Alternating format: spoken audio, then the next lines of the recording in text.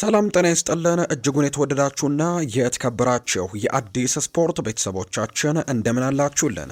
ከእናንተው ከሆነው ከአዲስ ስፖርት የዩቲዩብ ቻናላችን አዳዲስ ስፖርታዊ ጉዳዮችን ልናካፍላችሁ እነሆ ዛሬም በድጋሚ ተገናኘን። በዕለተ ማክሰኞ የማለዳ ስፖርት የመረጃ ሰዓታችን ስለምታደምጡን፣ ስለምትከታተሉን ቆይታችሁ ከኛ ጋርም ስለሆነ እጅጉን ከልብ አድርገን ነው የምናመሰግነው። በዛሬ ፕሮግራማችን የተለያዩ ስፖርታዊ ጉዳዮችን ወደ እናንተ እያደረስን ቆይታን የምናደርግ ይሆናል። ከነዚህ መካከል ትልልቆቹን የአውሮፓ ክለቦች የተመለከቱ እጅግ በርከት ያሉ ስፖርታዊ ጉዳዮችን ወደ እናንተ እያደረስን ቆይታን የምናደርግ ነው የሚሆነው። በዛሬ ፕሮግራማችን ከምናነሳቸው ነጥቦች መካከል የዓለም ዋንጫም የግማሽ ፍጻሜ ጨዋታ ዛሬ አንደኛው መርሃ ግብር ይደረጋል። ፈረንሳይና ስፔን ዛሬ ጨዋታቸውን ያደርጋሉ። ከዚህ ጨዋታ ጋር አያይዘን ሰፋ ያሉ ጉዳዮችን ወደ እናንተ እናደርሳለን። የክለብ የዝውውር ጉዳዮችንን በስፋት እያነሳን ነው ቆይታን የምናደርገው። ፉአድ ባህሩ የዛሬውን ፕሮግራም እየመራው ከእናንተ ጋር ቆይታን አደርጋለሁ። ቪዲዮአችንን ላይክ፣ ቻናላችንን ሰብስክራይብ እያደረጋችሁ ቆይታችሁን ከኛ ጋር አድርጉ። ከመሸጋገሪያ በኋላ መልሰን እንገናኛለን። አብረን እንቆይ።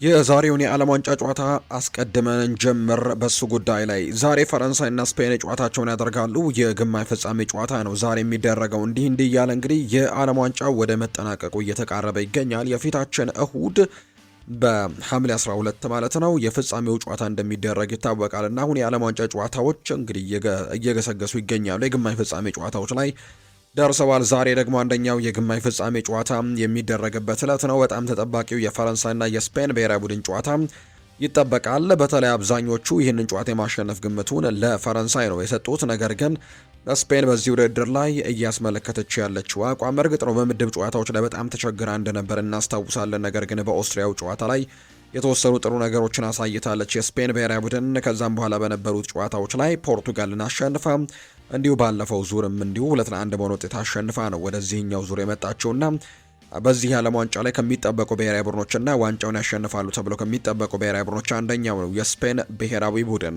ፈረንሳይ በአንጻሩ የማጥቃት ጥራቱ እጅግ አስደናቂ እንደሆነ ይነገራል። ከዛ ውጭ በመከላከሉም የሚታማ አይነት ብሔራዊ ቡድን አይደለም። በጣም ጠንካራ ብሔራዊ ቡድን እንዳላት ይነገራል ፈረንሳይ በዚህኛው የዓለም ዋንጫ ላይና ለማሸነፍ በጣም በትልቁ ቅድመ ግምት ካገኙ ብሔራዊ ቡድኖች መካከል አንደኛው ነው። በተለይ የስፔን የመከላከል ክፍልና የፈረንሳይ የማጥቃት ክፍል የሚያደርጉት ትንቅንቅ ዛሬ ይጠበቃል። ምክንያቱም ስፔን በዚህ ውድድር ላይ በጣም ጠንካራ መከላከል ያላት በሃይላይን የሚጫወት ቡድን እንደሆነ ይታወቃል።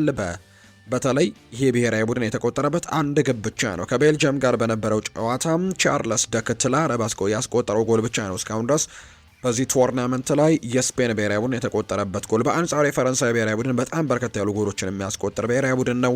በማጥቃት መስመሩ ላይ በጣም ጥራት ያላቸው እነ ኦስማን ዴምቤሌ፣ እነ ኬሊያን ምባፔ፣ እነ ማይክል ኦሊሴ፣ እነ ደዜሬ ድዌ፣ ብራድሌ ባርኮላ የሰበሰበ ቡድን እንደሆነ ይታወቃል። በከፍተኛ ግብ አስቆጣሪነቱን ላይ አንደኛ ደረጃ ላይ የተቀመጠው ኤምባፔ ከሜሲ እኩል ያው አንደኛ ደረጃ ላይ የተቀመጠው ኤምባፔ በዚህ ስብስብ ውስጥ ያለ ነው። ከዛ ውጪ ሌላኛው እንዲሁ ኦስማን ዴምቤሌም ወደ 5 ያክል ግቦችን ማስቆጠሩን እናስታውሳለን። ማይክል ኦሊሴ 5 አሲስቶችን አድርጓል። ስለዚህ በጣም የማጥቃት ባህሪው በጣም ጠንከር ያለ ብሔራዊ ቡድን የሚያደርጉት ጨዋታ ይሆናል ተብሎ ይታሰባል። 95,000 ደጋፊዎችን በሚይዘው ኤቲኤንዲ ስቴዲየም ይሄ ጨዋታ ይደረጋል ተብሎ እንደሚጠበቅ ነው የመረጃ ምንጩ እየወጣ የሚገኘው። እንግዲህ ዛሬ ፈረንሳይ ያሸንፋል የተወሰነ ደረጃ ቅድመ ግምትን ብታገኝም ፈረንሳይ፣ ነገር ግን የስፔን ብሔራዊ ቡድን ይህንኑ የፈረንሳይ ብሔራዊ ቡድንና ይሄው የስፔን ብሔራዊ ቡድን በቅርብ ጊዜያት ተደጋጋሚ ጊዜ ተገናኝተዋል። ለምሳሌ ያክል በዩኤፋ ኔሽንስ ሊግ በቅርቡ ተገናኝተው ስፔን ፈረንሳይን 5-4 በሆነ ውጤት ማሸነፏን እናስታውሳለን።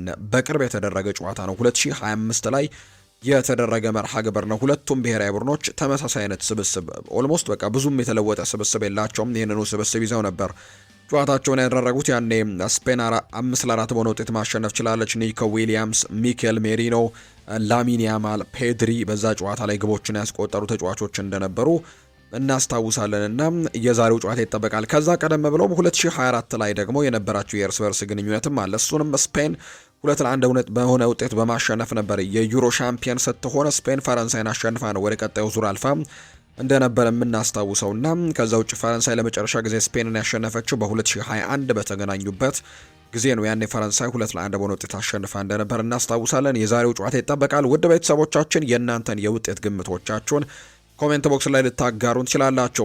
የትላንትና ግን የስፔን ብሔራዊ ቡድን ተጫዋቾች በርከት ያሉ አስተያየቶችን ሲሰጡ ተመልክተናል። ለምሳሌ ያክል ከነዛ መካከል አንደኛው ዳኒ ኦልሞ አንደኛው ነው። ፈረንሳይ አታስፈራንም ሲልም ጭምር ነው የተናገረው። የስፔን ብሔራዊ ቡድን አማካይ የሆነው ዳኒ ኦልሞ ቡድናቸው ለቀጣይ ተጋጣሚ ፈረንሳይ ፍራቻ እንደማይሰማው ነው የሚናገረው። ፈረንሳይ አታስፈራንም የሚለው ዳኒ ኦልሞ እኛ ምርጡ ቡድን እንደሆነን በጣም እርግጠኛ ነኝ ብሏል። ፈረንሳይ ጥሩ የዓለም ዋንጫ እያሳለፈች ነው፣ ነገር ግን እኛም እንደዚሁ ጥሩ ላይ ነን ሲል ነው ዳኒ ኦልሞ የተናገረው። ፈረንሳይ የተሻለች የሆነችባቸው ትንንሽ ነገሮች በጨዋታው ላይ ለውጥ እንደማያመጡ ነው ዳኒ ኦልሞን የሚናገረው። በአንጻሩ ሌላኛውን አስተያየት የሰጠው ኒኮ ዊሊያምስ ነው። ኤምባፔ ታላቅ ተጫዋች ነው፣ ነገር ግን እኛም የዓለም ምርጡ ተጫዋች ላሚን ያማል በቡድናችን ውስጥ አለ ሲል ነው ኒኮ ዊሊያምስ ሀሳቡን የሰጠው። ሌላኛው የተከላካይ ስፍራ ተጫዋች የሆነው ፓኦ ኩባርሲም እንዲሁ ጥያቄ የቀርቦለት ምላሹን ሰጥቷል። ስፔናዊው ፓኦ ኩባርሲ ሲናገር ከኬሊያን ምባፔ ጋር መጋፈጥ በጭራሽ አያስፈራም ሲልም ነው የተናገረው። ኬሊያን ምባፔ አያስፈራኝም የሚለው ኩባርሲ ነገር ግን ሁሉም ሰው እሱ ያለውን አቅም በደንብ ጠንቅቆ ያውቃል ሲል ተደምጧል። ኤምባፔ በጨዋታው ጥሩ ባይሆን እንኳን ባለው ፍጥነት ጨዋታን መለወጥ ይችላል ሲል ነው ፓኦ ኩባርሲ የተናገረው። አክሎም እንደ ላሚን ያማል የተለየ ተጫዋች ነው፣ ሙሉ 90 ደቂቃን ጥንቁቅ መሆን ይጠበቅብናል ብለዋል። በኩባርሲና በላፖርት የሚመራው የስፔን የኋላ ክፍል በዓለም ዋንጫው ላይ አንድ ግብ ብቻ ነው ያስተናገደው። ኬሊያን ምባፔ በበኩሉ በዓለም ዋንጫው ላይ 8 ጎሎችን በማስቆጠር ለዋንጫው እየተፎካከረ ነው የሚገኘው። ስለዚህ በጣም ትልቅ ትንቅንቅ በሁለቱ ክፍሎች መካከል በፈረንሳይ የማጥቃት ክፍልና በስፔን የመከላከል ክፍል መካከል ይደረጋል ተብሎ ነው የሚታሰበው።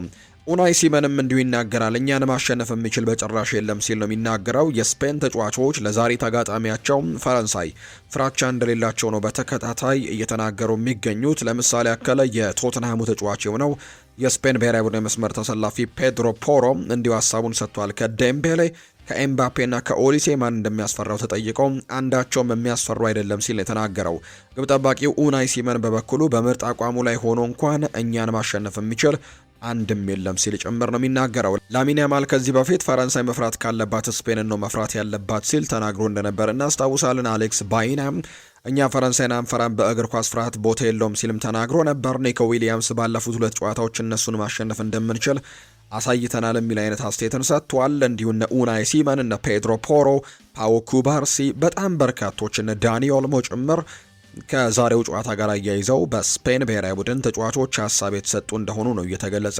የሚገኘው።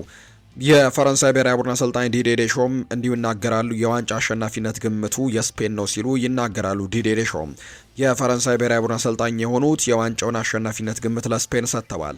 ስፔን በደንብ እናውቃታለን፣ የወቅቱ የአውሮፓ ሻምፒየን ነች ያሉት ዲዴ ዴሾም ከዚህ በፊት 2 ያሸንፈውናል ብለዋል። ከውድድሩ በፊት ፈረንሳይ የአሸናፊነት ግምትን ማግኘቷን የገለጹት አሰልጣኙ ነገር ግን ስፔን ነች ሲሉ የተደመጡት ስፔን ብዙ ጥንካሬዎች ያሏት በጣም ምርጥ ብሔራዊ ቡድን ነው ሲሉ ጨምረው ተናግረዋል። ከዛ ውጭ ግን ስፔን ጥሩ እድል አላት ዋንጫውን የማሸነፍ ሲልም ጭምር ነው ዲዴ ዴሾ ሀሳቡን የሰጠው። የፈረንሳይ ብሔራዊ ቡድን ዛሬ ከስፔን ጋር ላለበት የግማሽ ፍጻሜ ጨዋታ ወደ ዳላስ አመርተዋል። ብሔራዊ ቡድኑ በዳላስ ያረፈበት ሆቴል በከተማው የበርካታ ቱሪስቶች መዳረሻ መሆኑን የተነገረው የብሔራዊ ቡድኑ ማረፊያ ሆቴል በር ላይ የቱሪስቶች ባስ መቆሙ ተነግሯል። በስፍራው ሕዝብ ተሰብስቦ ኬሊያን ምባፔን ለማየት እየጠበቀ መሆኑም ተነግሯል። የፈረንሳይና የስፔን ጨዋታ ዛሬ ምሽት 4 ሰዓት ሲል የሚደረግ እንደሆነ ነው መረጃዎች እየወጡ የሚገኙትና በጣም በጉጉት ይጠበቃል ይሄ ጨዋታ። ያው ስፔን እንደተለመደው በዛሬው ጨዋታ ላይም ኳሱን ፖሰስ አድርጋ ትጫወታለች ተብሎ ይታሰባል። ነገር ግን ከሌሎች ብሔራዊ ቡድኖች ጋር በሚጫወቱበት ጊዜ ግን በጣም በሃይላይን ሲጫወቱ እናውቃለን። የስፔን ብሔራዊ ቡድኖች በደንብ እንግዲህ ወደፊት ገፍተው ነው የሚጫወቱት። ነገር ግን በዛሬው ጨዋታ ላይ ፈረንሳይ ያንን ነገር መስበር የሚችሉ በጣም ጥሩ የሚባሉ ፓሰሮች፣ በጣም ጥሩ የሚባሉ ፈጣን ተጫዋቾች ያሏት ብሔራዊ ቡድን እንደሆነ ይታወቃልና የዛሬው ትንቅንቅ በርካቶች በጉጉት ይጠብቁታል። የእናንተን የውጤት ግምት ግን ልታጋሩን ትችላላችሁ። ፈረንሳይ ከስፔን ማን ያሸንፋል? ግምቶቻችሁን ኮሜንት ቦክስ ላይ አስቀምጡልን። ሌሎች አንዳንድ የዓለም ዋንጫ መረጃዎችን እንንገራቸው። የዓለም ሻምፒዮኗ አርጀንቲና ግብ ጠባቂ የሆነው ኤሚሊያኖ ማርቲኔስ በማህበራዊ ትስስር ገጾች የሚተላለፉ መልእክቶች እንደማይመለከቱት ነው የተናገረው። ቁጭ ብለን የምናይና የምንሰማ ከሆነ እውነቱን ለመናገር ኳስ መጫወት አንችልም ነበር ሲል ነው ኤሚሊያኖ ማርቲኔዝ የተናገረው። ትኩረታችን ራሳችን ላይ ነው የሚለው ማርቲኔዝ እያሸነፈን እዚህ ደርሰናል፣ ዳግም የዓለም ሻምፒዮን ልንሆን 2 ጨዋታዎች ብቻ ቀርቶናል ሲልም ነው የተናገረው። አርጀንቲና ለፊፋም ጥያቄ አቀርባለች። የአርጀንቲና ብሔራዊ ቡድን ከእንግሊዝ ጋር ለፍጻሜ ለማለፍ ላለባቸው ወሳኝ መርሃ ግብር ለፊፋ ጥያቄ ማቅረባቸው ነው ይፋ እየተደረገ የሚገኘው። አርጀንቲና በጨዋታው ለመጠቀም ያሰበችው ማሊያን አስመልክቶ ምርጫዋን በመግለጽም ጥያቄውን እንዳቀረበች ነው ይፋ እየተደረገ የሚገኘው። አርጀንቲና ለጨዋታው ሁለተኛ ማሊያዋን ለመጠቀም ፍላጎት ነው ያላት። አርጀንቲና ከዚህ ቀደም በ1986 እና በ1988 የዓለም ዋንጫ እንግሊዝን ስታሸንፍ ይህንን ተመሳሳይ ማሊያ ለብሳ ተጫውታ እንደነበር ነው የተነገረው። አርጀንቲና ሮብ ከእንግሊዝ ጋር በምታደርገው መርሃ ግብር ይህንን ማሊያ ትጠቀማለች ተብሎ እንደሚጠበቅ ነው የመረጃ ምንጩ ይፋ ያደረገው። ፊፋ የአርጀንቲናን ጥያቄ አይቶ ውሳኔውን በዛሬው ዕለትም እንደሚያሳውቅ ነው በርካቶች እየጠበቁ የሚገኙት። የእንግሊዝ ብሔራዊ ቡድን ለፍጻሜ ካለፈ ኬር ስታርመር በፍጻሜ ይገኛሉ ተብሏል። እንግሊዝ ለፍጻሜ ከደረሰች የእንግሊዙ ጠቅላይ ሚኒስትር ኬር ስታርመር በፍጻሜው እንደሚገኙ ነው ይፋ እየተደረገ የሚገኘው። ጠቅላይ ሚኒስትሩ በፍጻሜው ከተገኙ በማግስቱ ሰኞ በመመለስም በይፋ ስልጣናቸውን እያስረክባሉ ተብሎ ነው የሚጠበቀው። ጠቅላይ ሚኒስትር ኬር ስታርመር ስልጣናቸውን እንደሚለቁ ቀድመው በይፋ ማሳወቃቸው የሚታወስ ነው። እንግሊዝ የዓለም ዋንጫን ካሸነፈች ብሔራዊ ቡድኑ የደስታ ቀንም እንደሚታወጅ ሲገለጽ እንደነበር የምናስታውሰው ጉዳይ ነው። ኖርዌይ ታላቅ አቀባበል ሊደረግላት እንደሆነ ይፋ ተደርጓል። የኖርዌይ ብሔራዊ ቡድን በትላንትናው ዕለት የሀገሪቱ ቤተ መንግስት ትልቅ ንጉሳዊ አቀባበል እንደተደረገለት ይፋ ተደርጓል። ብሔራዊ ቡድኑ በዓለም ዋንጫ ያስመዘገበውን ታሪካዊ ቆይታ አስመልክቶ አቀባበሉ ተዘጋጅቶላቸዋል። በቤተ መንግስት በተደረገው አቀባበል የኖርዌይ ንጉስ የሆኑት ሃራልድ አምስተኛ፣ ልዑል ሃኮን፣ ልዕልት ኢንግሪድ አሌክዛንድራ፣ ልዑል ሴቬሬ ማግነስ በአቀባበሉ ላይ ተገኝተዋል። ቡድኑ በቤተ መንግስት ከሚደረግለት የክብር አቀባበል በኋላ በከተማው ከህዝቡ ጋርም ደስታውን እንደገለጸ ጭምር ነው ይፋ የተደረገው። ክሮኤሽያ አዲስ አሰልጣኝ ሾማለች። ከአሰልጣኝ ዝላትኮ ዳሊች ጋር ከ9 ዓመታት በኋላ የተለያየችው ክሮኤሽያ አዲስ አሰልጣኝ ነው በይፋ የሾመችው። ክሮኤሽያ አሁን ላይ ስላቨን ቢሊችን በኃላፊነት መሾሟ ይፋ ተደርጓል። ክሮኤሽያ በዓለም ዋንጫ በፖርቱጋል ተሸንፋ ከጥሎ ማለፍ መሰናበቷን የምናስታውሰው ነው። አሁን ደግሞ ክለቦችን የተመለከቱ ስፖርታዊ ጉዳዮችን እናንሳ። የማንቸስተር ዩናይትድ ጉዳዮችን ነው ወደ እናንተ የምናደርሰው። ፋብሪዚዮ ሮማኖ ይናገራል። ማንቸስተር ዩናይትድ አሁንም ሌላ አማካይ ተጫዋች ለማስፈረም በንቃት እየሰራ ነው እየተባለ ይገኛል። እንደ ፋብሪዚዮ ሮማኖ ገለጻ ከሆነ ዩናይትዶች አሁንም ሶስተኛ አማካይ የማስፈረም እቅድ እንዳላቸውና ሁለቱን አማካዮች ቢያስፈርሙም ከዚህ በኋላም በሌሎች አማካዮች ላይ እንደሚቀጥሉ ነው የተነገረው። የክለቡ አስተዳደር የዝውውር ገበያውን እየቃኘ ሲሆን ተስማሚውን አማራጭ ለማግኘትም ከማይክል ካሪክ ጋር በየጊዜው ሀሳብ እየተለዋወጡ እንደሚገኙ ፋብሪዚዮ ሮማኖ መረጃውን ይፋ እንዳደረገ ነው የተገለጸው። ማንቸስተር ዩናይትድ በመሃል ሜዳ ክፍል አሁንም ምን እንደሚፈልግ ግልጽ የሆነ ግንዛቤ ያለው ይላል ዳቪድ ኦርነስቲን ሲናገር። የአሁኑ የተጫዋቾች ብቃትን ስንመለከት ብዙ መሮጥ የሚችሉ ሜዳውን በደንብ መሸፈን የሚችሉና እጅግ በጣም ጥሩ የሆነ አካላዊ ብቃት ያላቸው ተጫዋቾች እንደሚያስፈልጉት ግልጽ ነው። ኮቢ ማይኖ፣ አንድሬ ሳንቶስ፣ ዩሪ ቴሌማንስ በዋነኝነት በኳስ ቁጥጥርና ጨዋታን በመቆጣጠር ላይ የሚያተኩሩ በመሆናቸው የእነርሱ ድክመትን የሚሸፍን ተጫዋችም ያስፈልጋቸዋል ተብሏል። ቡድኑ በከፍተኛ የስራ ትጋት የሚጫወትና ጉልበት ያለው ወይም ዳይናሚክ ተጫዋች በእጅጉ ይፈልጋል ተብሏል። ክለቡ ይህንን በደንብ ያውቃል። ወደፊትም የትኛውን መንገድ እንደሚከተሉ ማየቱም ሳቢ ነው ተብሎ ነው የሚታሰበውና በጣም ግልጽ የሆነ ዓላማን ያላቸው ሌሎች ተጫዋቾችንም በዚህ አማካይ ስፍራ ላይ እንደሚጨምሩ በእርግጠኝነት መናገር ይቻላል ሲል ነው ዳቪድ ኦርነስቲን ጨምሮ የተናገረው። ማርከስ ራሽፎርድ ከዓለም ዋንጫው በኋላ ከአሰልጣኝ ማይክል ካሪክ ጋር የግል ውይይቶች ያደርጋል ተብሎ ይጠበቃል። ተጫዋቹ ከማንቸስተር ዩናይትድ ጋር የቅድመ ውድድር ዘመን ልምምዱን ለመጀመርም ዝግጁ መሆኑን ነው ለክለቡ ቀድሞ እንዳሳወቀ ፋብሪዚዮ ሮማኖ እየተናገረ የሚገኘው። ማርከስ ራሽፎርድ ከዓለም ዋንጫው በኋላ ግን ከካሪክ ጋር ይነጋገርና በቡድኑ የመቆየትና ያለመቆየቱ ጉዳይ ያኔ ይወሰናል ተብሎ እንደሚጠበቅ ነው የመረጃ ምንጩ ይፋ እያደረገ እንደሚገኝ ዘገባው የጠቆመው።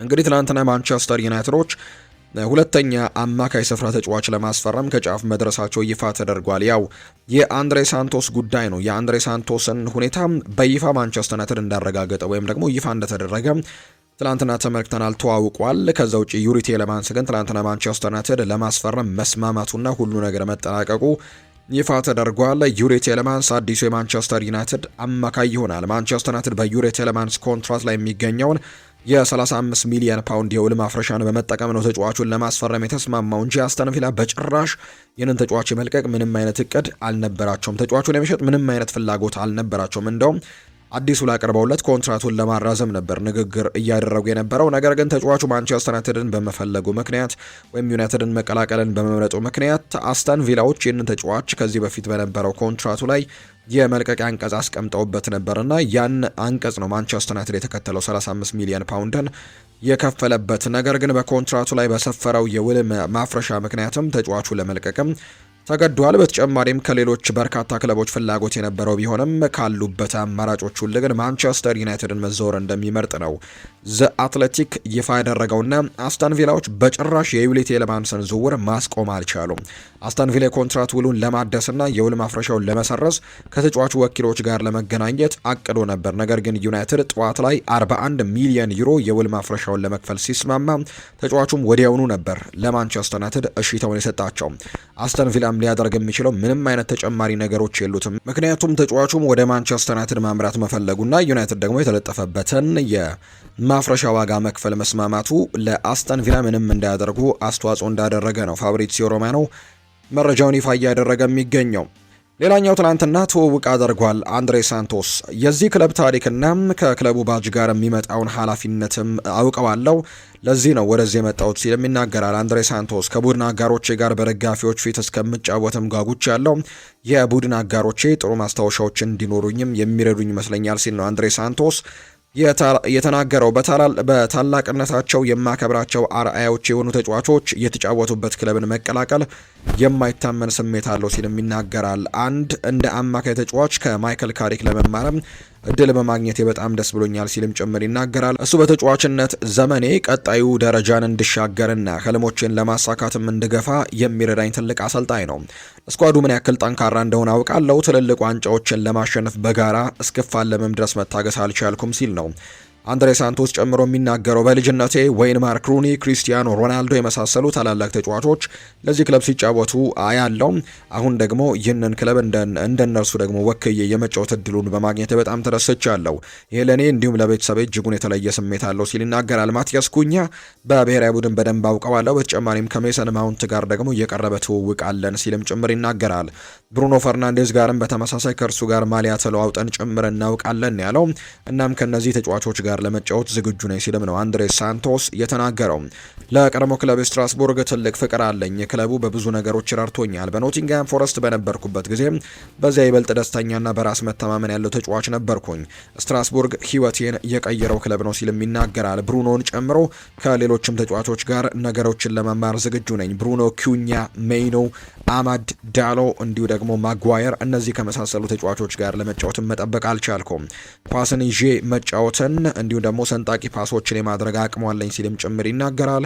አዲሱ ክለቤ የምችለውን ሁሉ ለመርዳትም ዝግጁ ነኝ ሲልም ጭምር ነው የተናገረው።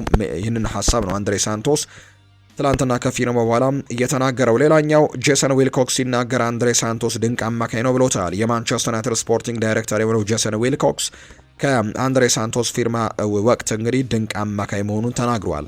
አንድሬ ሳንቶስ በጣም ድንቅ አማካይ ነው ያሉት ዊልኮክስ በቴክኒካል ብቃቱ ጨዋታን የመቆጣጠር ችሎታው ድንቅ አማካይ ያደርገዋል ብለዋል። ዊልኮክስ አክሎም ሲናገር እሱ የኛ ዓላማ ነበር። እናም ከፕሪሲዝኑ መጀመሪያ አስቀድሞ የካሪክን ቡድን በመቀላቀሉ በጣም ደስተኞች ነን ብለዋል። በተጨማሪም አንድሬ ሳንቶስ ከዚህ ቀደም የነበረውን ችሎታና ብቃት ከልምድ ጋር ቢያሳይም አሁንም በዩናይትድ የበለጠ የማደግ አቅም እንዳለው የሚያሳይ አይነት ተጫዋች ነው ሲልም ጭምር የተናገረው።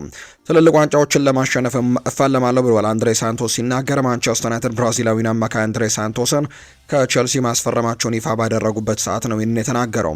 ትልልቅ አርአዮች የተጫወቱበት ክለብ ነው፣ ስለዚህም እኔ ዋንጫዎችን ለማሸነፍም ጠንክሬ እሰራለሁ ሲልም ጭምር ይናገራል። ከልጅነቴ ጀምሮ ይህንን አይነት ቅጽበት ሳልም ነው ያደግኩት ሲልም የተናገረው።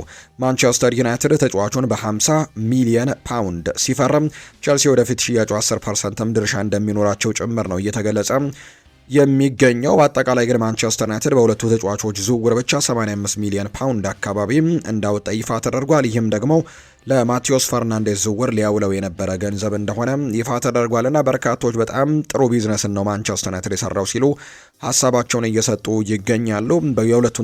የሁለቱ ጥሩ የሚባሉ ዝውውሮች አቬሬ ተጫዋቾች ቢሆኑም ነገር ግን በጣም በቡድን ላይ ትልቅ ተጽዕኖ ማሳደር የሚችሉ ተጫዋቾች ናቸው። ስለዚህም በጣም ጥሩ ፊርማዎችን ያደርጓል ተብሎ ይጠበቃል ማንቸስተር ዩናይትድ። በተጨማሪ ደግሞ ሌሎች የነሱን ጉድለቶች የሚሞላ አይነት የአማካይ ስፍራ ተጫዋችን ለማምጣት እንቅስቃሴ እያደረጉ ነውና እነዚህ ኳስን ለመቆጣጠር በጣም ወሳኝ የሚባሉ ተጫዋቾች መካከል ዋነኞቹ ናቸው። በእንግሊዝ ፕሪምየር ሊግ በጣም ሰንጣቂ ፓሶችን በማድረግ ጭምር በጣም በትልቅ ደረጃ ቶፕ 10 ውስጥ የገቡ ሁለት ተጫዋቾችን ነው ማንቸስተር ዩናይትድ ማስፈረሙን ያረጋገጠውና በዚህ ምክንያትም በቀጣይ የውድድሩ ዓመት ላይ በጣም ጥሩ ነገሮችን ማስመልከት ይችላሉ ተብሎ ይታሰባል። በኳስ ቁጥጥሩ በጣም ጥሩ ናቸው። እንዲሁ ሰንጣቂ ፓሶችን በማቀበልም ጭምር ጥሩ ነገሮችን ማድረግ የሚችሉ ተጫዋቾችን ማንቸስተር ዩናይትድ አስፈርመዋል። ከዛ በተጨማሪ ደግሞ የእነሱን ጉድለት የሚሞላ ቡድኑ ላይ ፍጥነቶችን የሚጨምር የአማካይ ስፍራ ተጫዋችም ለመመልከት ፍላጎቱ እንዳላቸው ነው እየተነገረ የሚገኘው። አንዳንድ የመረጃ ምንጮች እንደሚናገሩት ከሆነ በተለይ ዘ አትሌቲክ እንደተናገረው ከሆነ ዩናይትድ አሁንም የኤደርሰንን ጉዳይ አልተውም የሚል አይነት ሀሳብን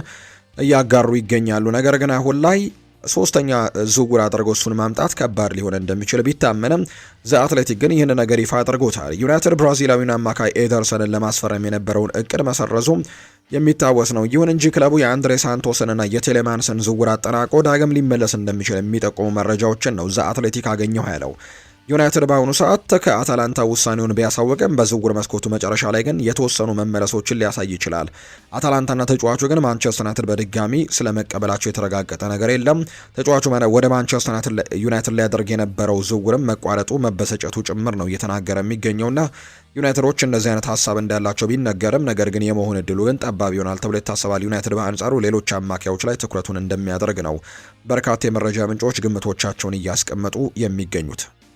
የአርሰናልንም ጉዳዮች ወደ እናንተ እናደርስ። አርሰናል ሊያንድሮ ትሮሳርድን ወደ ቤሺክታሽ የሚያደርገውን ዝውውር እንዲያጠናቀቅ ፍቃድ ከሰጠው በኋላ ትናንትና ዝውውሩን ለማጠናቀቅ ቱርክ ገብቶ እንደነበር የሚታወስ ጉዳይ ነው። አሁን ዝውውሩን ለማጠናቀቅ ሁሉ ነገር እንደተጠናቀቀ ነው ፋብሪዚዮ ሮማኖ ይፋ ያደረገው። ክሪስቶስ ዞሊስ ወደ አርሰናል ለመቀላቀል ፍቃደኛ ሲሆን ባለፉት ቀናትም ቀርበው የነበረውን ጥያቄ በማቆየት አርሰናልን እየጠበቀ እንደሚገኝ ተነግሯል። ሌሎች ክለቦች እሱን ለማስፈረም ፍላጎቶችን አሳይተዋል። ነገር ግን አሁንም ቢሆን እሱ መጠበቅ የሚመርጠው አርሰናልን እንደሆነ ነው እየተነገረ እንደሚገኝ ፋብሪዚዮ ሮማኖ ይፋ ያደረገው።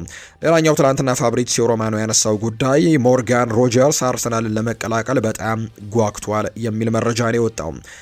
በተለይ አርሰናሎች ይህንን ተጫዋች ለማስፈረም በግላዊ ጉዳዮች ላይ በጣም ጥሩ ደረጃ ላይ ደርሰዋል። ከሞርጋን ሮጀርስ ጋር በኮንትራት ጉዳይ ላይ፣ በደሞዝ፣ በግል ጉዳዮች ላይ ሁሉ ከስምምነት ለመድረስ የመጨረሻዎቹ እርምጃዎች ላይ ነው የሚገኘው። ከክለቡ አስተን ቪላ ጋር ግን የሚደረገው ድርድር አሁንም ይቀጥላል ተብሎ እንደሚታሰብ ነው ፋብሪዚዮ ሮማኖ ይፋ ያደረገው። አርሰናል ከዌስትሃም ዩናይትድ ጋር ወደ ሁለተኛ ዲቪዚየን የወረደውን የቀድሞ ተጫዋቹን ኮንስታንቲኖስ ማቭሮፓኖስን ለማስፈረም እያሰበ መሆኑን የሚጠቁሙ መረጃዎች አሉ። የ28 ዓመቱ የግሪክ ኢንተርናሽናል ተጫዋች በዌስትሃም በነበረው ቆይታ ቡድኑ ቢወርድም የቡድኑ የዓመቱ ምርጥ ተጫዋች እስከ መባል የደረሰ አስደናቂ ብቃትን አሳይቷል።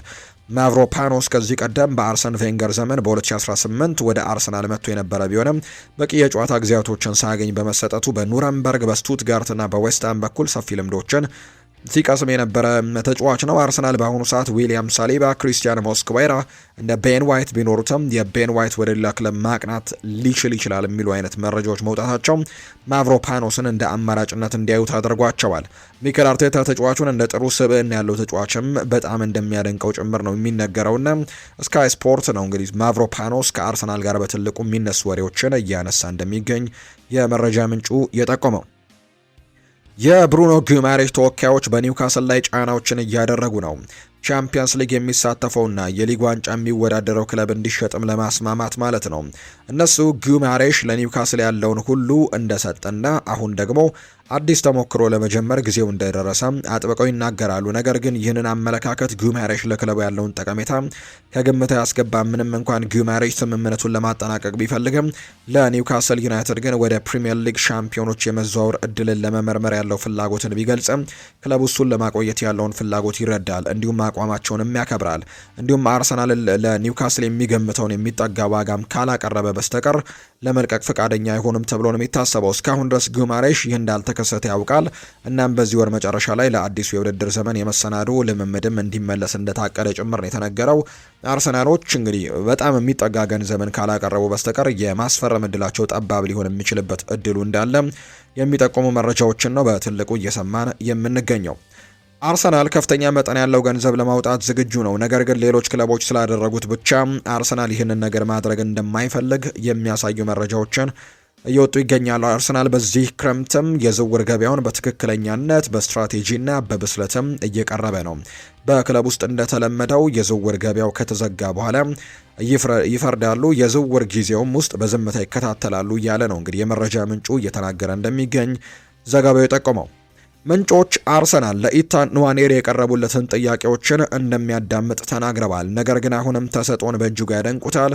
እናም ከፍተኛ ጥያቄ ካላቀረቡ በስተቀር ለመሸጥ አይስማሙም የሚል መረጃ ነው የወጣው። ወደ ትክክለኛው መንገድ ለመመለስ ተስፋ በማድረግ ለአዲሱ የቅድመ ውድድር ዘመን ዝግጅቶች ላይ እንደሚሳተፍ እንደሚጠበቅ ነው የመረጃ ምንጩ ይፋ ያደረገው። አትሌቲኮ ማድሪድ ለሁሊያን አልቫሬዝ ወኪሎች በዚህ ክረምት ወደ አርሰናል የሚደረገውን ዝውውር ለመፍቀድ ዝግጁ መሆናቸውን በግልጽ አሳውቀዋል።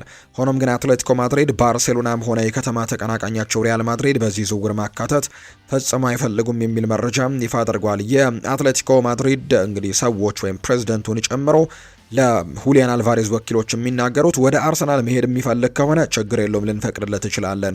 ነገር ግን በዚሁ በሀገር ውስጥ በሚገኙ ተቀናቃኝ ክለቦች ግን የመሸጥ ምንም አይነት ፍላጎት እንደሌላቸው ነው ለወኪሎቹ እየተናገሩ የሚገኙት። ሰሞኑን ግን የባርሴሎና ፕሬዝዳንት ዮሃን ላፖርት በነበራቸው አንድ ጋዜጣዊ መግለጫ ላይ ግን ይህንን ተጫዋች ለማስፈረም ጠንክረው እየሰሩ እንደሚገኝ ከኤንሪኮ ሴሬዞ ጋርም በጣም ትልልቅ ድርድሮችን እያደረጉ እንደሚገኝ የሚያሳዩ መረጃዎችን ነው በትልቁ እየተመለከትን የምንገኘው። የማንቸስተር ሲቲን ጉዳዮች እንንገራቸው። ቶተንሃምና ኒውካስል ዩናይትድን ጨምሮ አንዳንድ የቡንደስሊጋ ክለቦች የኦማር ማርሙሽን ሁኔታ በቅርበት ሆነው እየተከታተሉት ሲሆን ተጫዋቹን በኤንዞ ማሬስካ ስር ሊኖረው የሚችለው ሚናን በግልጽ ማወቅ እንደሚፈልጉ የሚያሳዩ መረጃዎችን ነው ግሬም ቤሊ ይፋ ያደረገው። ሌላኛው ሮድሪን የተመለከተ ጉዳይ ነው። ሮድሪ በዚህ አዲስ የውድድር ዘመን በማንቸስተር ሲቲ የመቆየት በኤንዞ ማሬስካ ስር የመጫወትና በውድድር ዘመኑ መጨረሻ ክረምት ላይም ክለቡን በነጻ የመልቀቅ እድል እንዳለው ፋብሪዚዮ ሮማኖ ይፋ እያደረገ እንደሚገኝ ነው የተገለጸው። ኤቨርተን በዚህ ክረምት ጃክ ግሪሊሽን ወደ ክለባቸው ለመመለስ ፍላጎቱ አላቸው። ነገር ግን በዋጋ ላይ በሁለቱ ክለቦች መካከል ከፍተኛ ክፍተቶች አሉ። ማንቸስተር ሲቲ 50 ሚሊዮን ፓውንድ እየጠየቀ ሲሆን ኤቨርተን በአንጻሩ ከ5 እስከ 10 ሚሊዮን ፓውንድ ለመክፈል ነው ፍላጎት እንዳለው የመረጃ ምንጩ ይፋ ያደረገው። በዚሁ የሊቨርፑል ጉዳዮችን እንንገራችሁ። የሳዑዲ አረቢያ ክለቦች በሊቨርፑል ግብ ጠባቂ አሊሰን ቤከር ላይ ያላቸው ፍላጎት እንደገና ሊያድሱ እንደሚችሉ የመረጃ ምንጮቹ ይፋ እያደረጉ ነው። ሊቨርፑል ግን ምንም እንኳን ተጫዋቹን የመሸጥ ፍላጎት እንደሌለው በተደጋጋሚ ቢነገርም ሊቨርፑል ከሳዑዲ አረቢያ ክለቦች እስካሁን ምንም አይነት ቀጥተኛ ጥያቄን አላገኘም። ነገር ግን ግብ ጠባቂው መውጣቱ ሲሳካ ይህ በሚቀጥሉት ሳምንታት ሊለወጥም ይችላል ተብሏል። ሊቨርፑል በአሊሰን ላይ ያላቸው አቋምን ለመቀየር ከፍተኛ ክፍያን ይጠይቃሉ ተብሎ ነው የሚጠበቀው። ስለዚህም ወደ ሳዑዲ አረቢያ መዘዋወር የማይታሰብ ነገር እንደሆነ ነው የሚታሰበው። ኢንተር ሚላን 25 ሚሊዮን ዩሮ ያቀረበውን ጥያቄ ወዲያውኑ ውድቅ ቢደረግም ለከርቲስ ጆንስ አዲስ ጥያቄ ለማቅረብ ግን እያሰበ እንደሆነ ይፋ ተደርጓል። ሊቨርፑል 40 ሚሊዮን ዩሮ ወይም ደግሞ ከዚያ በላይ የገመተው ዋጋ ካልቀረበ ከርቲስ ጆንስ በቡድኑ ለመቆየት ዝግጁ ነው ተብሏል። አዲስ ይፋዊ ድርድርም እንደሚጀምሩ ነው በርካቶች እየጠበቁ እንደሚገኝ ቤን ጃኮብስ መረጃውን ይፋ ያደረገው። አሌክሲ ማካሊስተር ስለ ጂልቤርቶ ሞራ ከሊቨርፑል ጋር እየተያዘ ስለሚወጡ ዜናዎችም ይፋ ተደርጓል። በእውነቱ ስለዚህ ጉዳይ ምንም አላየሁም። እንደዚህ አይነት ነገሮች ሲኖሩም ለተጫዋቹም ሆነ ለሱ ለሚጫወትበት ክለብም ካለኝ አክብሮት የተነሳ በምናገረው ነገር እጠነቀቃለሁ።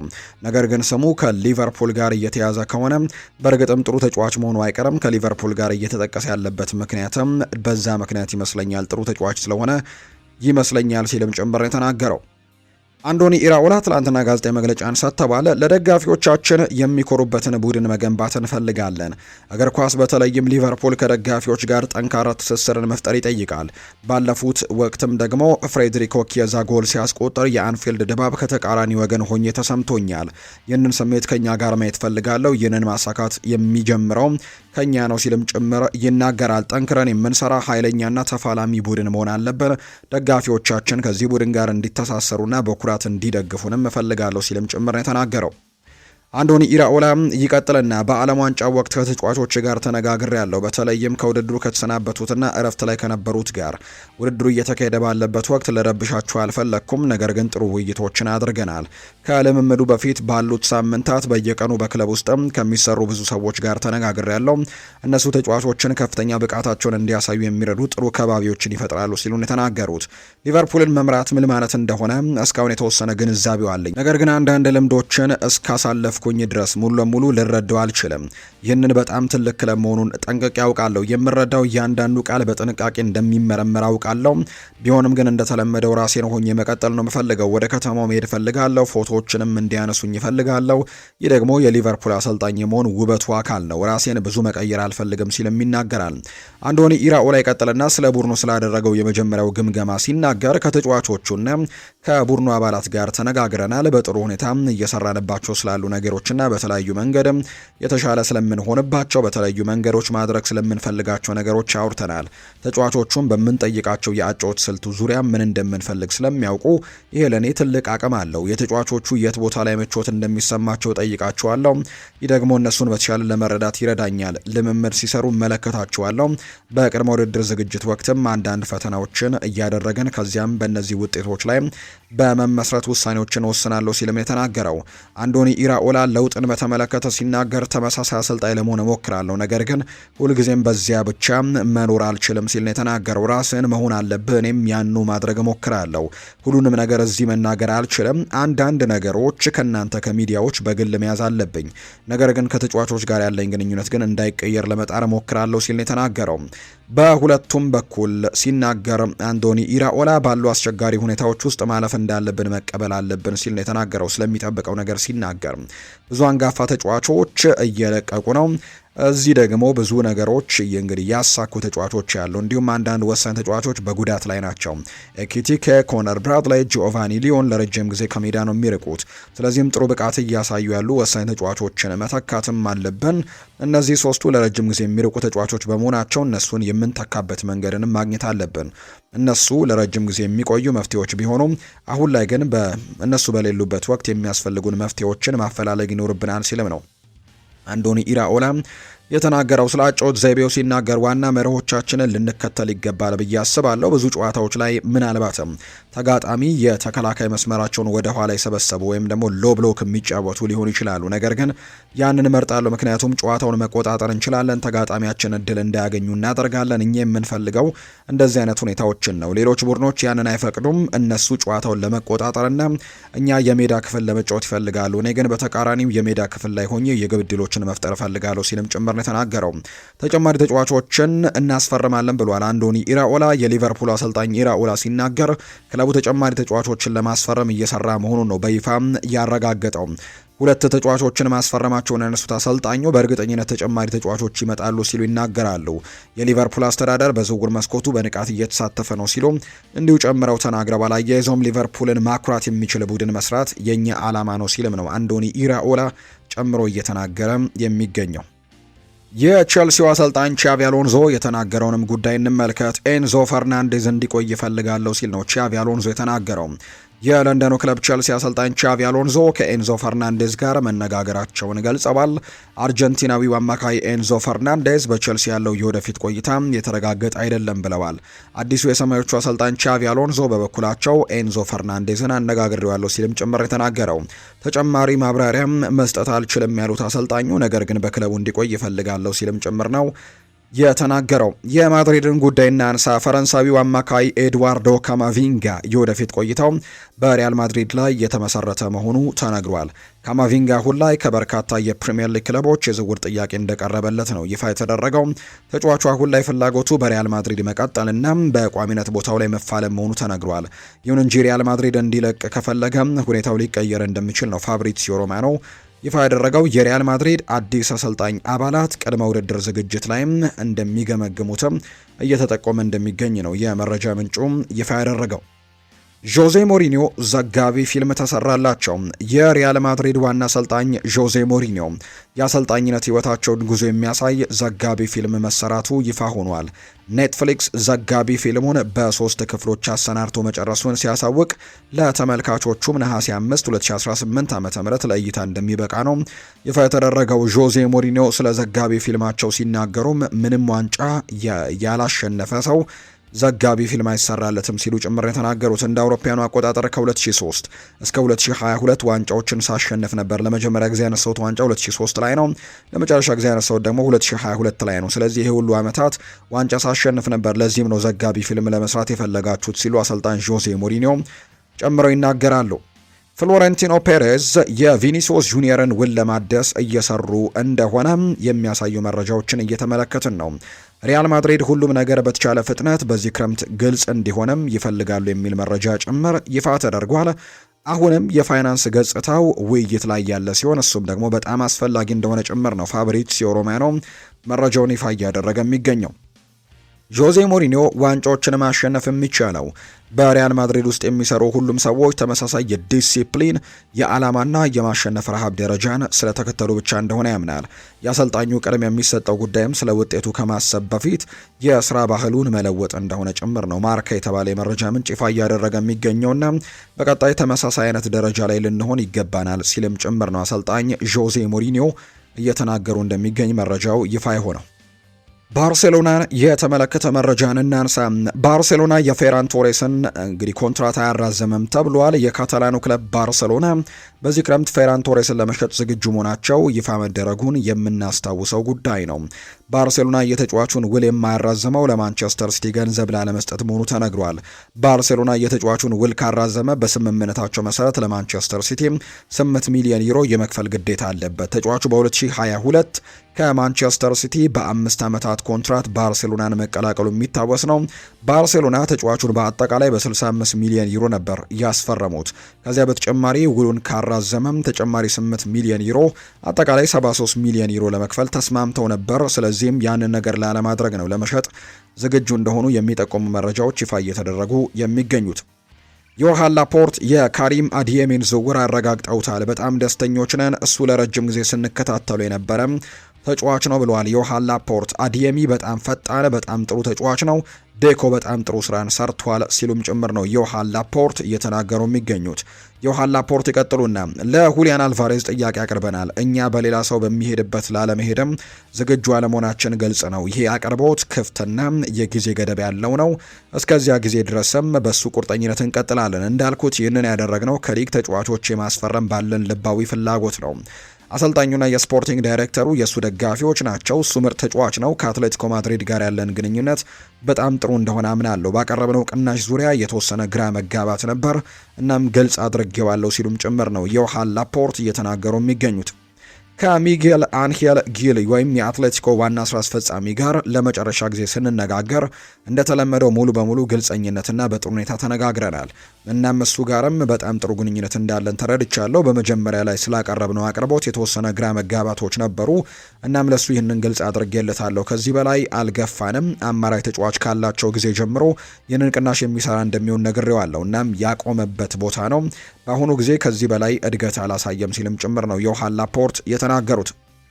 ዮሃን ላፖርት ይቀጥሉና ራፊኒያ እንዲወጣ በጭራሽ አንፈልግም ሲሉ ነው የተናገሩት። ለእኛ ቁልፍ ተጫዋች ነው። የጎርደንና የአዲየሚ መምጣት ከራፊኒያ ጋር የተያዘ አይደለም። ራፊኒያ እየለቀቀ ነው ማለት አይደለም ሲሉ ጭምር ነው የተናገሩት። እንግዲህ ባርሴሎናዎች ሁለት ተጫዋቾችን በክንፍ መስመር ላይ አስፈርመዋል። ካሪም አዲየሚን ከቦሩሲያ ዶርትመንድ እንዲሁ አንቶኒ ጎርደንን ከኒውካስል ዩናይትድ ማስፈረማቸውን ይፋ ማድረጋቸው ይታወሳል። በዚህ ምክንያት ምናልባት ራፊኒያ ሊለቅ ይችላል የሚሉ ግምቶች ሲወጡ ነበር። በተለይ የሳዑዲ አረቢያ ክለቦች አልናስር፣ አልሂላልን ጨምሮ የተለያዩ ክለቦች ራፊኒያን ለማስፈረም ፍላጎት ማሳየታቸውን ተከትሎ ወደዛ ሊያመራ ይችላል የሚሉ ግምቶች በትልቁ ሲወጡ ነበር። ዮሃን ላፖርት ትላንትና እንዳረጋገጡት ግን አዲየሚ መምጣቱ እንዲሁ አንቶኒ ጎርደን መምጣቱ በጭራሽ ከራፊኒያ ዝውውር ጋር የሚያያዝ አይደለም ሲሉ ጭምር የተናገሩት ዮሃን ላፖርት ይቀጥሉና አንቶኒ ጎርደን በጣም ጥሩ ብቃት ላይ ነው ያለው። በአንድ ለአንድ ግንኙነቶች እጅግ በጣም ድንቅ ተጫዋች መሆኑን አሳይቶናል። አሲስት ያደረጋቸው ኳሶችም በብሔራዊ ቡድኑ ላይ በጣም አስደናቂ ናቸው ሲልም ነው የተናገረው። ባየር ሚኒክ የዝውውር ሁኔታ እየተከታተለ ነው። የውል ሁኔታውንም እንዲሁም የጁሊያስ ኩንዴን ጉዳዮች ለማወቅም ንግግሮችን እያደረገ እንደሚገኝ ነው ባየር ሚኒክ የተናገረው። ሆኖም ግን ተጫዋቹ በባርሴሎና ለብዙ ተጨማሪ ዓመታት መቆየት እንደሚፈልግ የመረጃ ምንጮቹ እየተናገሩ ቢገኝም ነገር ግን አሁንም ቢሆን ባየር ሚኒኮች ጁሊያስ ኩንዴን ለማስፈረም ትልቅ ፍላጎት እንዳላቸውና እንቅስቃሴዎችን ሊያደርጉ የሚችሉበት እድል እንዳለ የሚጠቁሙ መረጃዎች ናቸው ይፋ እየተደረጉ የሚገኙት። ፓሪስ ሰን ዠርሜን ሉካ ዲኝን ለማስፈረም ተስማምተዋል። የፈረንሳዩ ክለብ ፓሪስ ሰን ዠርሜን ሉካ ዲኝን ከአስተን ቪላ ለማስፈረም መቃረባቸው ይፋ እየተደረገ ነው።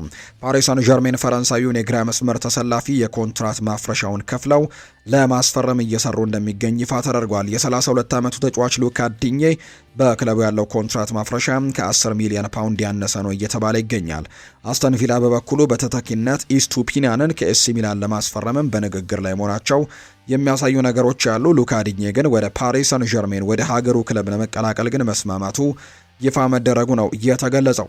ኦስካር ሰሞኑን ከቀድሞ የቼልሲ ተጫዋች ከነበረው ጆሮሚ ሚኬል ጋር አንድ ቆይታ ነበረው። ሚኬል ፖድካስት ላይ ነበር ቀርቦ እንደነበር የተመለከትነውና ከቻይና ያገኘሁት ገንዘብ በጣም ግዙፍ ነበር ሲል ነው ኦስካር የተናገረው። በለጋ ዕድሜው ወደ ቻይና መርቶ በጣም አስገራሚ እንደነበር እናስታውሳለን። ያኔ በቼልሲ ቤት በጣም ድንቅ የሚባሉ ጊዜያቶችን እያሳለፈ የነበረ ተጫዋች ነው። በብራዚል ብሔራዊ ቡድንም በጣም በትልቁ ተስፈኛ ከሚባሉ ተጫዋቾች መካከል አንደኛው እንደነበር እናስታውሳለን እና በጣም በትልቁ ማደግ በሚችልበት በትልቅ ደረጃ መፎካከር በሚችልበት ጊዜ ነው ወደ ቻይና ሊግ ያኔ የቻይና ሊጉ ላይ በጣም ትልቅ ተጽዕኖች የነበረበት ጊዜ እንደነበር እናስታውሳለን። እንደ አሁኑ እንደ ሳኡዲ በእርግጥ የሳኡዲ ሊግ በጣም ጠንከር ብሎ እየቀጠለ እንደሚገኝ ይታወቃል። ነገር ግን የቻይና ሊግ በአንድ ወቅት ያንን ነገር ለማድረግ ሞክሮ መክሸፉን እናስታውሳለን። አሁን የቻይና ሊግ የሚዘዋወር ምንም አይነት ተጫዋች የለም። በሳኡዲ ፕሮ ሊግ ግን በጣም በርከት ያሉ ትልልቅ ተጫዋቾች መዳረሻቸውን እያደረጉ እንደሚገኝ ይታወቃል። ሰሞኑን እንኳን በበርካታ በሲቲም ጭምር በቶትናምም ጭምር ሲፈለግ የነበረው የስፖርቲንግ ሊዝበን ተጫዋች የነበረው ፖርቱጋላዊው ፍራንቸስኮ ትሪንካኦ ወደ ሳኡዲ ሊግ ማምራቱን እናስታውሳለን። ወደ አልአህሊና በርካታ ትልልቅ የሚባሉ ዝውውሮች እንኳን መደረግ የሚችሉ ተጫዋቾች ወደ ሳኡዲ ሊግ እያመሩ ነው። የቻይና ሊግም ያንን ለማድረግ አቅዶ ሳይሳካለት ቀርቷል። በአንድ የዝውውር መስኮት ግን በጣም በርከት ያሉ ተጫዋቾችን በትልልቅ ገንዘቦች ሲያስፈርሙ እናስታውሳለን እና ከነዛ መካከል አንደኛው ኦስካር ነበር። በለጋ ዕድሜው ነበር ወደ ቻይና ያመራውና 7 ዓመታትንም እዛ ያሳለፈው ኦስካር በጉርሻ ነበር ህይወቴን የምገፋው ብሏል። ዋና ክፍዬን ሳልጠቀምበት በሚሰጠኝ ጉርሻ ብቻ ቤተሰቤን አስተዳድር ነበር ሲል ይናገራል። በጣም ትልቅ ጉርሻ ነበር የሚሰጠን ብሏል። በቻይና ከፍተኛ ተከፋይ የነበረው ኦስካር ሙሉ ቤተሰቤ በየጨዋታው ከማገኘው ጉርሻ ብቻ በቅንጦት እንኖር ነበር ሲል ይናገራል። ዋና ደሞዜን የተለየ አካውንት ውስጥ ነበር የማስቀምጠው ያለው ኦስካር እኔና ቤተሰቤ በጨዋታ ጉርሻ ነበር የምንኖረው ምክንያቱም ገንዘቡ በጣም ግዙፍ ነበር ሲልም ጭምር ይናገራል። ገንዘብ ሲቀርብለት 2 ቀን እንዳልተኛ እየገለጸው ኦስካር ምክንያቱም ቻይናዎች ለመክፈል የፈለጉትን ገንዘብ ሲሰማ 2 ቀን እንቅልፍ እንዳልወሰደው የሚናገረው ኦስካር ባለቤቴ ነገ እግርህ ቢሰበር እንግዲህ ምን ታደርጋለህ በቼልሲ ቤት ስትለኝ ተቀበል 2 ዓመት ተጫውተ ተመልሰ ቤተሰብ ወደዚህ ትመለሳለህ ቤተሰብን ስትለኝ ተቀብያታለሁ ብሎ ነው የተናገረው። ኦስካር ከዚህ በፊት የቤተሰቡን የወደፊት ህይወት የተሻለ ለማድረግ ከአውሮፓ ለቆ ወደ ቻይና እንዳመራ ገልጾ እንደነበር ይታወሳል። ኦስካር በቻይና ሊግ በነበረው የ7 ዓመታት ቆይታ 175 ሚሊዮን ፓውንድ አካባቢ እንደተከፈለው የሚያሳዩ ቁጥሮች እንዳሉ ነው የመረጃ ምንጩ ይፋ እያደረገ የሚገኘው። የመጨረሻ መረጃችን እናደርገውና የሀገር ውስጥ አንድ ጉዳይን እንንገራቸው። ለሲዳማ ቡና የቡድን አባላት ሽልማት ተበርክቶላቸዋል። የኢትዮጵያ ፕሪሚየር ሊግ የዘንድሮ የ2018ቱ ሻምፒዮን የሆነው ሲዳማ ቡና አባላት ሽልማት ተበርክቶላቸዋል። ሲዳማ ቡና ትላንትና ጠዋት በሐዋሳ ከተማ ደማቅ አቀባበል የተደረገለት ሲሆን ድሉን ከደጋፊው ጋርም በድምቀት አክብሯል። የሲዳማ ክልል መንግስት በበኩሉ ለቡድኑ ይፋዊ የምስጋናና የእውቅና መርሃ ግብር ምሽት ላይ አዘጋጅቷል። በመርሃ ግብሩ ላይ የሲዳማ ክልል ርዕሰ መስተዳደር አቶ ደስታ ሌዳሞን ጨምሮ ከፍተኛ ኃላፊዎችም ተገኝተዋል። በዝግጅቱ ላይ የክልሉ መንግስት ለሲዳማ ቡና የቡድን አባላት 1 ሚሊዮን ብርና 200 ካሬ መሬትም ሸልሟቸዋል። በአመቱ አጋማሽ ቡድኑን የተቀላቀሉት እንዲሁም ቀሪ ተጫዋቾች ደግሞ 200 ካሬ ሽልማት እንደተደረገላቸው የተገለጸው። ለአመታት ክለቡን በታማኝነት ሲደግፍ የነበረው ኢያሱ ሱዳ 200 ካሬ መሬትም እንዲሁ ተበርክቶለታል። ለቀድሞው የክለቡ ስራ አስኪያጅ አቶ መንግስቱ ሳሳሞ 200 ሺህ ብር ሽልማት እንደተበረከተላቸው ነው የተነገረው። ለሲዳማ ቡና ከ20 ዓመት በታች ተጫዋቾች በድምሩ 6 ሚሊዮን ብር ተደርጎላቸዋል። ለሲዳማ ቡና ከ20 ዓመት በታች ዋና አሰልጣኝ አማሃ ዘውዱ 200 ካሬ መሬት ሽልማትም እንደተበረከተለት ነው የሚያሳዩ መረጃዎች ይፋ እየተደረገ የሚገኘው። በአጠቃላይ ሲዳማ ቡና ሻምፒዮን መሆኑን ተከትሎ ለቡድኖቹ እንዲሁም ደግሞ ለተለያዩ ነገሮችም ሽልማት እንዳበረከተ የሚያሳዩ መረጃዎችን ነው ትላንትና የሰማ ነው። የተወደዳችሁና የተከበራችሁ ቤተሰቦቻችን ለዛሬ ያዝንላችሁ አዳዲስ ስፖርታዊ ጉዳዮቻችን እነዚህ ነው የሚመስሉት። ስላደመጣችሁን፣ ስለተከታተላችሁን፣ ቆይታችሁን ከኛ ጋርም ስላደረጋችሁ እጅግ ከልብ አድርገን እናመሰግናለን። ፉአድ ባህሩ የዛሬውን ፕሮግራም እየመራው ከእናንተ ጋር ቆይታን አድርግ ያለው የተለያዩ ርዕሰ ጉዳዮችን ያካፈልንበት የዛሬ ፕሮግራማችንም ይህንን ይመስል ነበር። ቆይታችሁን ከኛ ጋር ያደረጋችሁ በሙሉ ላቅ ያለ ምስጋናችንን ለእናንተ ማቅረብ ወዳለው ፉአድ ባህሩ ፕሮግራሙን ስመራ ከእናንተ ጋር ቆየሁኝ። በቀጣይ ፕሮግራሞቻችን ሌሎች ስፖርታዊ ጉዳዮችን፣ ሌሎች አዳዲስ መረጃዎችን፣ ሌሎች የዝውውር ጉዳዮችን ይዘን በድጋሚ ተመልሰን እንገናኛለን። በተለይ በምሽቱ ፕሮግራማችን ሌሎች የዝውውር ጉዳዮችን ይዘን በድጋሚ የምንገናኝ ነው የሚሆነው። ለዛሬ ግን ስላደመጣችሁኝ፣ ስለተከታተላችሁኝ ከልብ አድርጌ ያመሰግናችኋለሁ። ፉአድ ባህሩ ከመላው የስቱዲዮ ባለሙያዎች ጋር በመሆን የዛሬውን ፕሮግራም ስመራ ቆየሁኝ። መልካም ጊዜ፣ መልካም ደግሞ ቀን እንዲሆንላችሁ ነው በአክብሮት የምመኘው።